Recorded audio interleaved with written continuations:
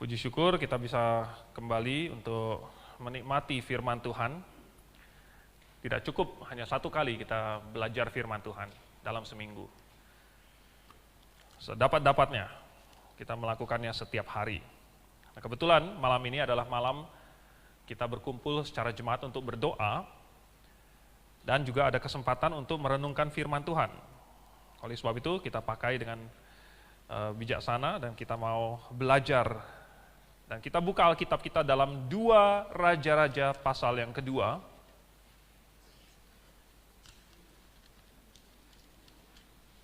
Dua Raja-Raja pasal yang kedua. Kita baca hampir seluruh pasalnya, tapi karena menyingkat prosesnya, kita baca sebagian saja. Kita baca ayat 6 sampai ayat yang ke-24. 2 Raja-Raja pasal 2.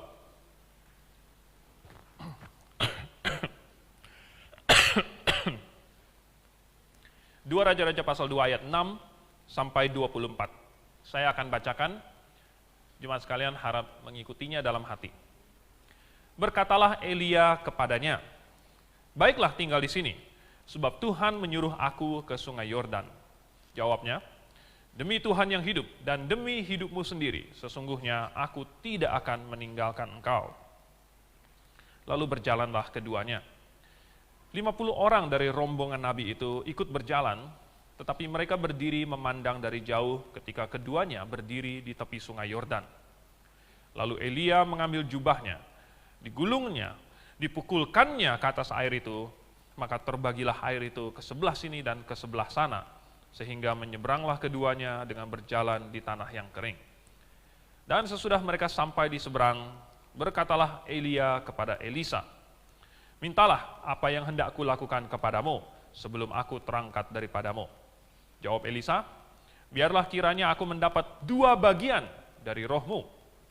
Berkatalah Elia, "Yang kau minta itu adalah sukar, tetapi jika engkau dapat melihat aku terangkat daripadamu, akan terjadilah kepadamu seperti yang demikian, dan jika tidak, tidak akan terjadi." Sedang mereka berjalan terus sambil berkata-kata, tiba-tiba datanglah kereta berapi dengan kuda berapi, memisahkan keduanya. Lalu naiklah Elia ke surga dalam angin badai. Ketika Elisa melihat itu, maka berteriaklah ia, "Bapakku, Bapakku, kereta Israel dan orang-orangnya yang berkuda." Kemudian tidak dilihatnya lagi, lalu direnggutkannya pakaiannya dan dikoyakkannya menjadi 2 koyakan. Sesudah itu dipungutnya jubah Elia yang telah terjatuh. Lalu ia berjalan hendak pulang dan berdiri di tepi sungai Yordan. Ia mengambil jubah Elia yang telah terjatuh itu, dipukulkannya ke atas air itu sambil berseru, "Di manakah Tuhan Allah Elia?" Ia memukul air itu, lalu terbagi ke sebelah sini dan ke sebelah sana, maka menyeberanglah Elisa. Ketika rombongan Nabi yang dari Yeriko itu melihat dia dari jauh, mereka berkata, "Roh Elia telah hinggap pada Elisa." Mereka datang menemui dia, lalu sujudlah mereka kepadanya sampai ke tanah. Mereka berkata, "Coba lihat, di antara hambamu ini ada 50 orang laki-laki, orang-orang tangkas. Biarlah mereka itu pergi mencari tuanmu. Jangan-jangan ia diangkat oleh roh Tuhan dan dilemparkannya ke atas salah satu gunung atau ke dalam salah satu lembah." Elisa menjawab, "Janganlah, suruh pergi." Tetapi ketika mereka mendesak-desak dia sampai memalukan, maka berkatalah ia, "Suruhlah pergi." Mereka menyuruh 50 orang. Orang-orang ini mencari 3 hari lamanya, tetapi tidak bertemu dengan Elia. Ketika mereka kembali kepada Elisa yang masih tinggal di kota Yeriko, berkatalah ia kepada mereka, "Bukankah telah kukatakan kepadamu, jangan pergi?"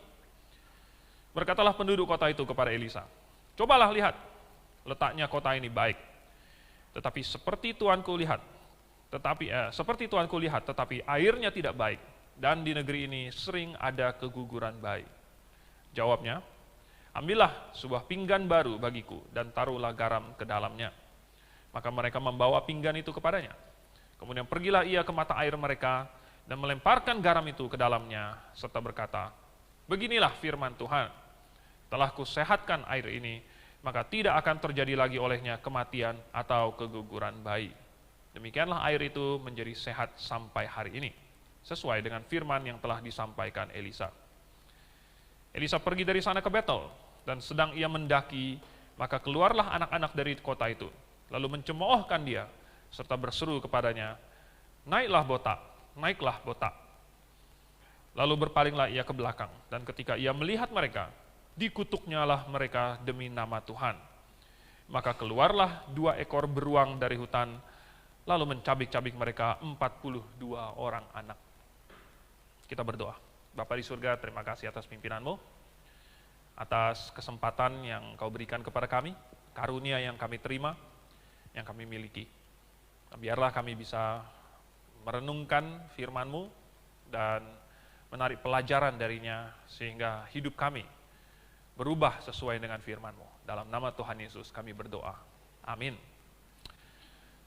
Jadi, jemaat yang saya kasih dalam Tuhan, apa yang kita baca ini adalah cerita mengenai Elia dan Elisa, dan ada banyak elemen di dalamnya, mulai dari apa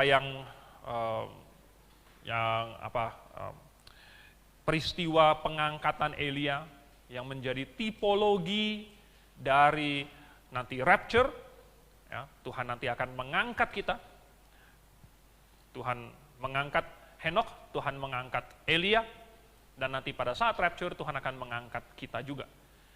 Dan juga bahkan sampai kepada kita melihat pergantian generasi nabi berikutnya. Jadi ada banyak sekali hal di sini dan kita tidak sempat melihat semuanya, walaupun Elia adalah nabi yang sangat besar, sangat menarik sekali. Dia melayani pada saat di mana kerajaan Israel sedang dalam posisi yang sangat buruk. Waktu itu Raja Ahab, salah satu raja yang paling jahat, yang paling menyesatkan, yang membawa Israel jauh sekali daripada Tuhan. Oleh sebab itu pelayanan Elia begitu sulit, dan dia berada di dalam ancaman terus. Tetapi dia pernah menang, melawan nabi-nabi Baal dan nabi-nabi Asyera. Tetapi kemenangannya itu bukan berarti bahwa dia lalu kemudian santai-santai saja, dia masih terus berperang. Dan akhirnya Tuhan menyuruh supaya dia menunjuk Elisa sebagai penerusnya. Dan kita pada malam ini ingin mempelajari hal-hal seputar pergantian ini dan hasilnya. Ada 3 hal, kita mulai satu persatu. Yang pertama, kita melihat permintaan Elisa dulu. Permintaannya Elisa adalah dia meminta 2 bagian dari roh Elia. Tentu ini bukan kita tafsirkan sebagai rohnya Elia itu disedot keluar lalu kemudian dikali 2 gitu, diduplikat. Kalau di komputer mah gampang ya, Ctrl D atau Ctrl C terus Ctrl V, di copy paste. Bukan, rohnya Elia itu dibagi 2 kemudian diserap ke dalam Elisa, sehingga di dalam Elisa ada 3 roh gitu kan, 1 bagian punya dia, 2 bagian punya Elia. Bukan seperti itu. Tetapi yang dimaksud di sini adalah dia ingin memiliki apa yang Elia miliki. Dia ingin melakukan apa yang Elia lakukan. Jadi, permintaan Elisa bersifat rohaniah. Nah, ini banyak orang hanya tahu meminta hal-hal yang sifatnya material, ya, jasmaniah, duniawi. Bahkan ada kalangan tertentu di dalam kekristenan yang selalu memintanya adalah yang material. Dan mereka mengajarkan supaya minta terus, minta terus. Dan maksudnya adalah minta berkat, minta hal-hal yang jasmaniah, yang duniawi, yang material. Dan mereka menggunakan ayat-ayat firman Tuhan, mereka comot, lalu kemudian mereka pakai untuk mendukung pengajaran mereka. Mereka ambil misalnya contoh-contoh, Hana kan berdoa sama Tuhan, berdoa dengan sedemikian sungguh-sungguhnya meminta anak dan Tuhan kasih anak. Kemudian lagi misalnya Hizkia berdoa dengan sungguh-sungguh sampai dia menangis, lalu Tuhan kabulkan, umurnya ditambah 15 tahun. Nah, contoh-contoh lain lagi, misalnya siapa lagi berdoa, lalu kemudian dikabulkan. Lalu mereka bilang, kalau kamu berdoa, kalau kamu sungguh-sungguh, ya, kamu akan disembuhkan. Misalnya seperti Yairus punya anak, dia berdoa kepada Tuhan, dia meminta, lalu kemudian Tuhan sembuhkan anaknya. Kamu juga bisa, dan lain sebagainya. Tetapi jangan sampai kita menjadi orang Kristen yang hanya berdoa kepada Tuhan kalau kita mau meminta sesuatu. Kadang-kadang sudah menjadi kebiasaan kita meminta, kita berdoa, itu kita minta sesuatu. Kalau kita nggak ada minta apa-apa, kita lupa berdoa. Jangan sampai demikian. Tetapi apa yang diminta oleh Elisa ini sifatnya rohaniah, ya. Dan apa yang rohaniah ini berbeda. Kalau mintanya hanya yang jasmania, yang material, yang duniawi, ini Tuhan akan menilainya ini tidak baik.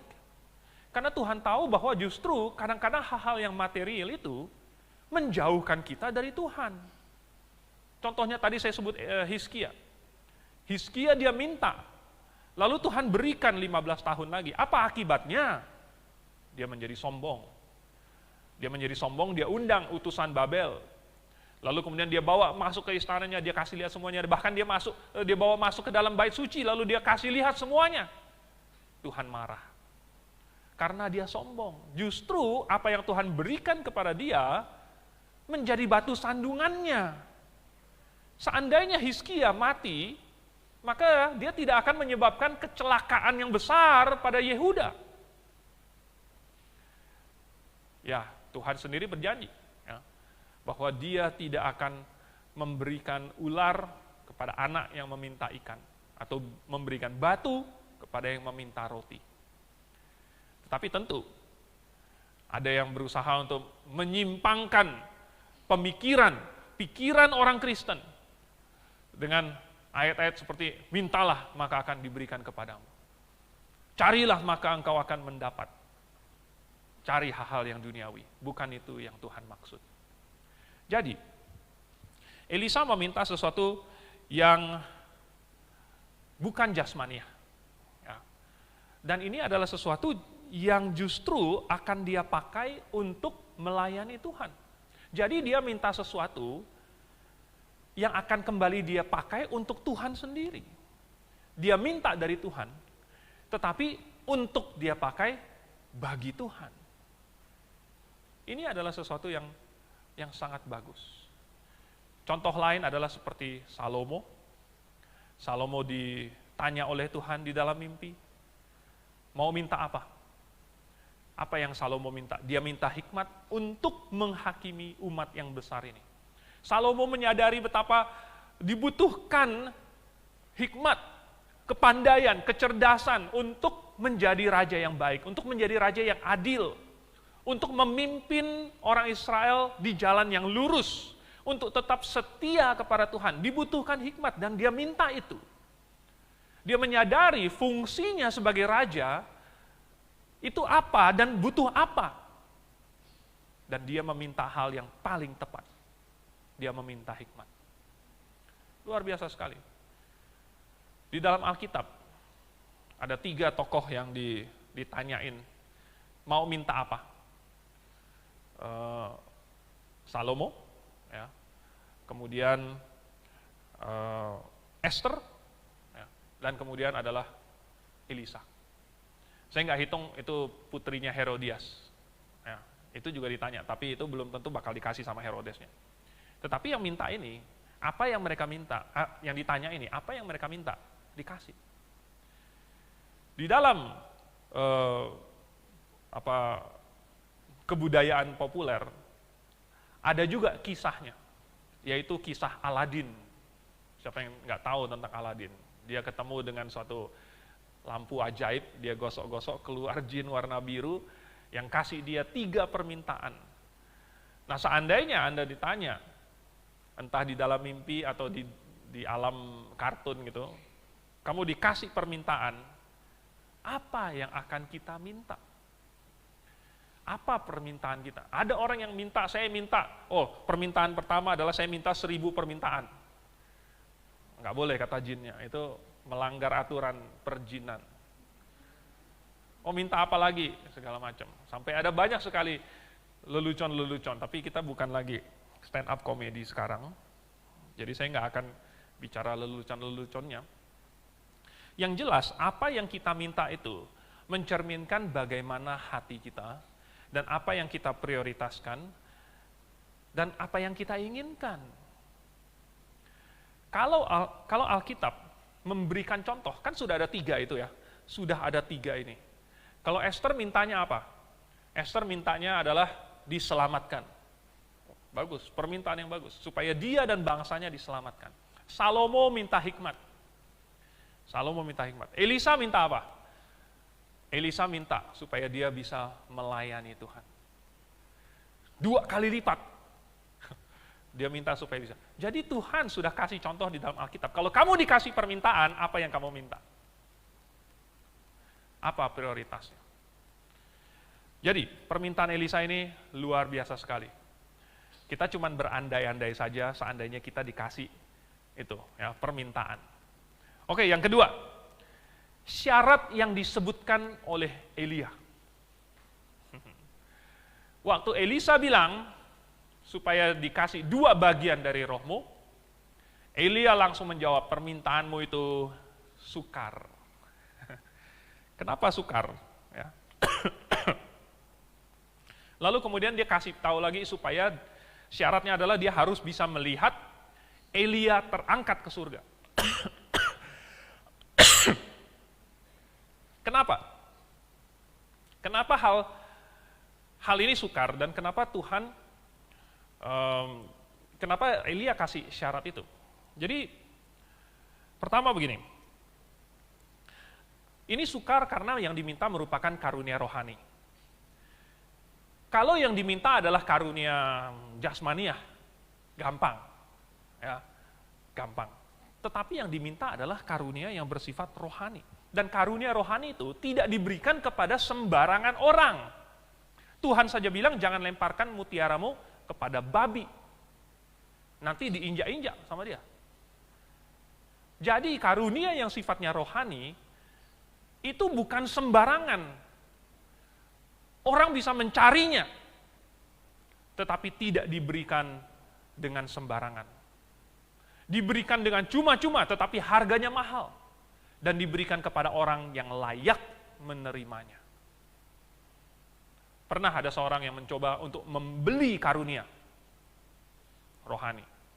Dia bilang sama Petrus, dia kasih uang, aku juga mau Roh Kudus itu.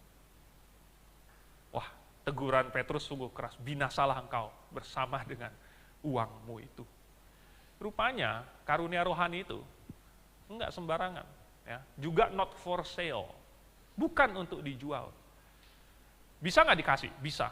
Tetapi tidak sembarangan. Kepada orang yang layak menerimanya. Jadi, yang diminta oleh Elisa ini, kan, adalah suatu karunia rohani, ya. Jadi, apa yang diminta? Sebenarnya yang diminta adalah karunia kenabian. Elisa mau melayani seperti Elia melayani, tetapi bahkan 2 kali lipat. Dia ingin menjadi nabi, tetapi yang melayani Tuhan 2 kali lebih giat. Dipakai oleh Tuhan 2 kali lebih banyak. Pelayanannya 2 kali lipat. Dia mau 2 kali lebih setia, dia mau 2 kali lebih kuat, dia mau 2 kali lebih sabar, dia mau 2 kali lebih efektif, dia mau 2 kali lipatnya. Elia saja sudah begitu luar biasa, tapi dia masih mau lebih daripada itu. Hati yang berkobar-kobar, dia ingin itu. Karunia kenabian ini adalah suatu karunia yang luar biasa. Jadi, kalau ini adalah karunia yang luar biasa, maka tidak heran bahwa syarat yang dituntut juga luar biasa. Makanya dibilang sukar.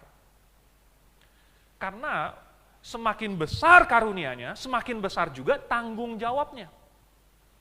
Dan semakin besar tanggung jawabnya, semakin besar juga syarat yang dituntut. Nggak bisa sembarangan orang dipercayai tanggung jawab. Dia harus diuji dulu.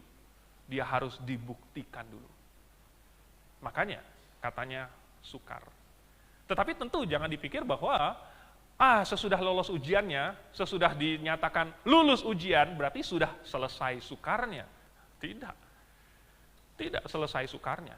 Sebenarnya yang sukarnya itu justru kalau sudah mulai melayani. Itu yang benar-benar sukar. Makanya Elia sampai betapa sukarnya Elia. Betapa sukarnya. Dia bilang tidak akan turun hujan.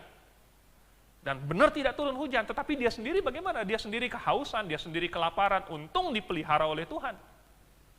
Dia bersembunyi di sini, lalu kemudian pindah lagi ke Sarfat. Dia sendiri harus menderita, ada banyak kesukaran. Dia dikejar-kejar, Isabel mau membunuh dia, Ahab mau menangkap dia, kirim pasukan cari dia dan lain sebagainya, mau jemput dia dengan paksa. Dia tertekan. Dan Elisa meminta itu 2 kali lipat.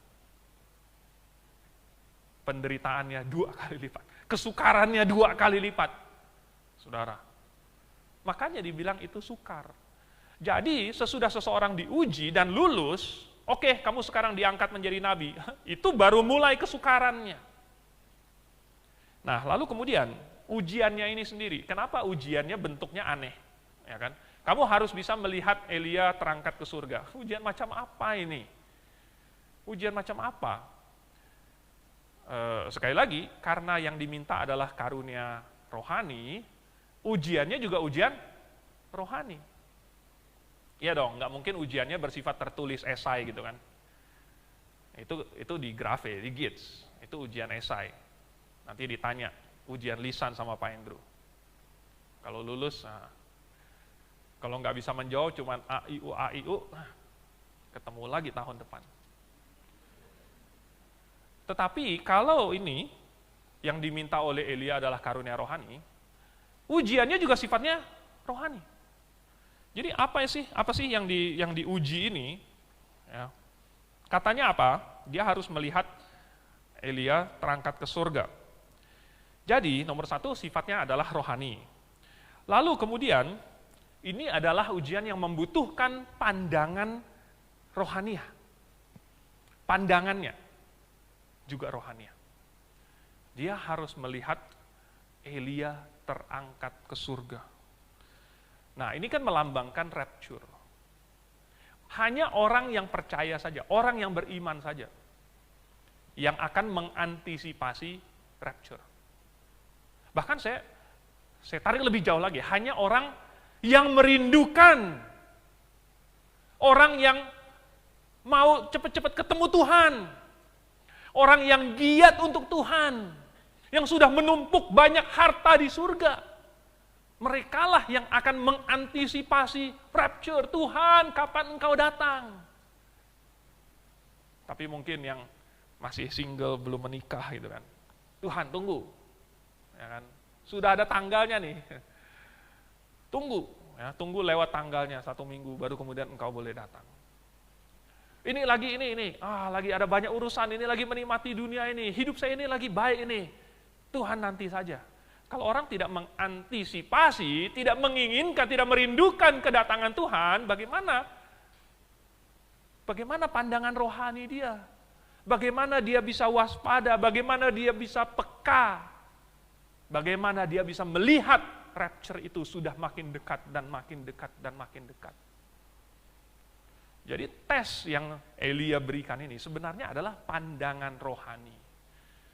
Makanya dibandingkan dengan 50 rombongan nabi yang waktu itu mengikuti mereka, tetapi ditinggalkan di seberang sungai Yordan.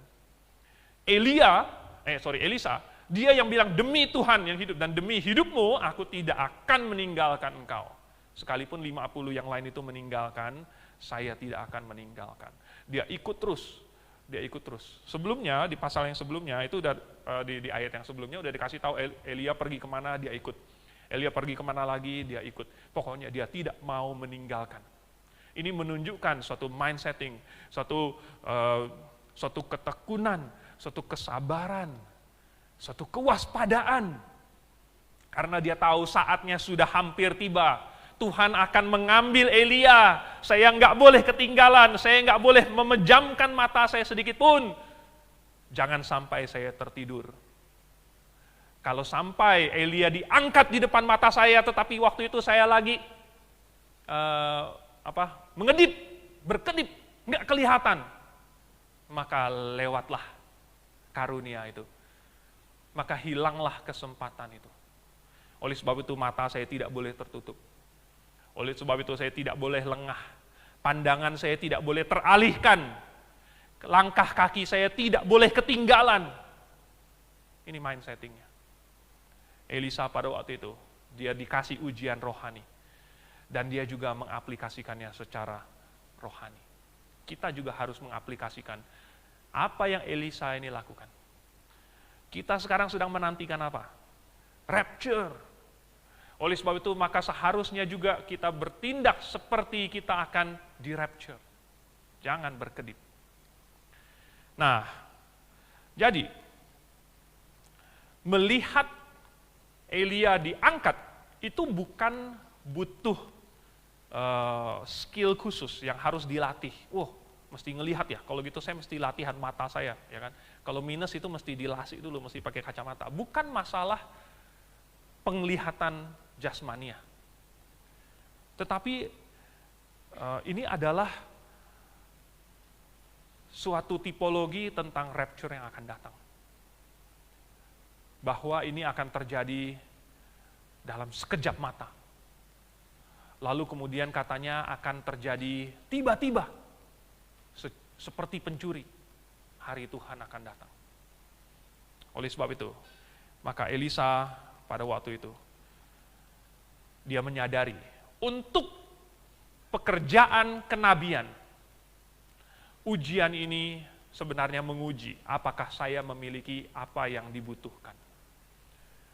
Kewaspadaan, ketekunan, kesetiaan, kesabaran, kerelaan mengikuti, semua ini nanti akan saya butuhkan di dalam pelayanan. Nah, kalau kita hari ini mau meminta karunia rohani daripada Tuhan, apakah kita sudah siap? Apakah kita sudah siap? Yang ketiga, penggenapannya. Sekarang kita lihat penggenapannya. Jadi, akhirnya dia melihat itu dan memang dikasih kepada dia. Lalu kemudian, kita melihat lalu dia menunjukkan kuasa dan tanda dan mujizat. Kita coba bicarakan kuasa dan tanda dan mujizat ini. Elia langsung sampai di tepi sungai Yordan, dia ambil jubahnya itu, dipelintir, dipukulkan lagi, lalu seperti tadi, terbelah, dan dia lewat. Semua orang rombongan Nabi yang melihatnya dari jauh sudah langsung bilang, oh ini ada roh Elia sudah hinggap pada dia. Lalu kemudian di kota Yeriko, orang-orang di situ masih ngetes dia lagi. Oh, coba lihat di sini airnya nggak sehat ini, banyak terjadi keguguran, banyak terjadi kematian bayi. Lalu dia sehatkan airnya. Lalu kemudian apalagi? Dia pergi naik ke Betel, lalu ada yang mengolok-olok dia anak-anak. Dia kutuk demi nama Tuhan. Dan kemudian beruang keluar mencabik-cabik 42 orang dari mereka. Wow, jadi ini semua adalah tanda yang Tuhan berikan, tujuannya adalah untuk mengokohkan firman yang akan Tuhan sampaikan lewat mulutnya. Tuhan mau pakai Elisa. Tuhan punya rencana untuk Elisa. Ada firman yang akan Tuhan sampaikan. Oleh sebab itu, Tuhan mau kokohkan Elisa. Tanda demi tanda demi tanda. Tuhan laksanakan di depan orang, di depan saksi-saksi. Sehingga tidak bisa diragukan lagi. Tujuannya adalah untuk mengokohkan, bukan Elisanya, mengokohkan firman yang akan Tuhan sebutkan lewat Elisa. Tanda-tanda mengokohkan firman. Yang kokoh adalah firman, bukan pribadi nabinya yang dikokohkan. Jadi, kenapa perlu dikokohkan? Buktinya, waktu pertama kali Elisa muncul gitu, mereka bilang, coba ini kirim 50 orang untuk cari si Elia. Dia bilang, jangan suruh pergi. Apa mereka dengar dia? Nabi berbicara, jangan suruh pergi.